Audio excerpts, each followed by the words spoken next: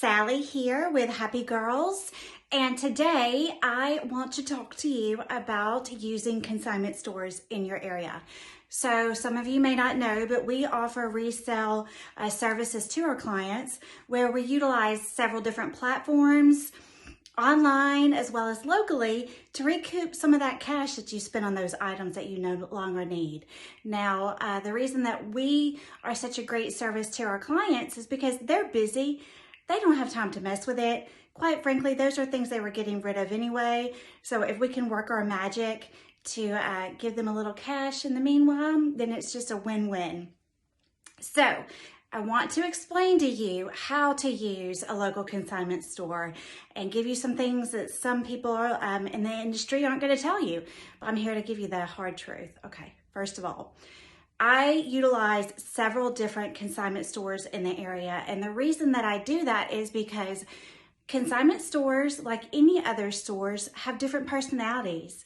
And they also have different target customers. So they are going to buy accordingly. So use your best judgment. And oftentimes when I am separating these items that I'm going to resell, I do some online. We'll talk about that later. And then I divide closed depending on the type of consignment store that I think those items will be the best fit and will have the best chance of getting bought by their buyer. Okay, second tip, don't get your feelings hurt. This is just business to them, okay? So if they have rejected an item, just take that into consideration and drop it off at your donation center on the way home, okay? Another thing to consider is, would you wear this item? If that question is no, then it's probably out of style. So consignment stores are looking for latest trends just like anybody else. Also, is that piece of clothing in perfect condition?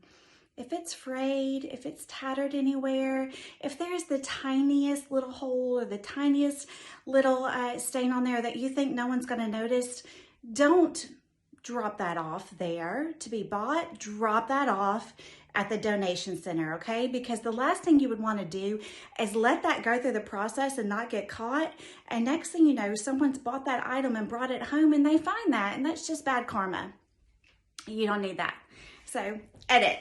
Okay, another thing to consider is when we talk about items in your closets being investment pieces, that does not mean that you are going to get a return on your investment, honey. Your closet is not a Roth IRA, okay? So those items oftentimes, unless you've got a Ralph Lauren from the runway, circa 1985, one of his first shirts, or you've got some of this other incredible piece that's just this gem, you are not going to recoup and you are definitely not going to make money on that item. When we talk about investing in a piece, that means that you invest in yourself. You invest in your looks, you invest in your worth, self-worth, which you can always express through your clothing. So don't think that your item is going to be this huge moneymaker, which holds a lot of people back from utilizing this service. And I hear often, well, for that, I'd rather give it away. Well, then give it away.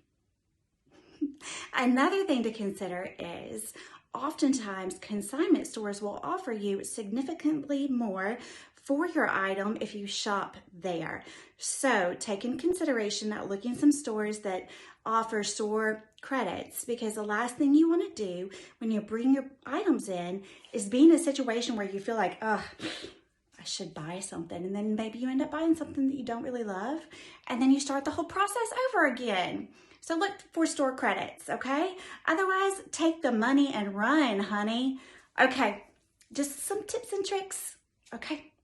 Thanks for listening. Bye-bye. Hey there, Sally here with Happy Girls, and I wanted to give some additional information on consigning at your local consignment shop. Number one, check their website. They will have their rules and their process and what they are looking for, usually posted there. They're going to be telling you what they're looking for most of the time and how that works. Check to make sure that whether or not they buy outright Or if they truly consign, which usually means that you bring your items in and as they're sold over time, they disperse accordingly. Usually there's a split anywhere from 50-50, 40-60, 70-30. I myself, I prefer not to go that route. I like to drop my things off, be handed a check, store credit, and be done with it. But I guess it's really up to you. If it is a consignment store, make sure it's in your local area that you do this with, and you can pop in from time to time and check on your status. Number 2, make an appointment for you to bring your items in. So buyers don't buy all day, every day, usually. They have certain times of the week, certain times of the day. So definitely honor that and let them know that you're coming. Number 3, check to see how they want those items brought in. I myself like to merchandise everything as though you're going to purchase it at this store.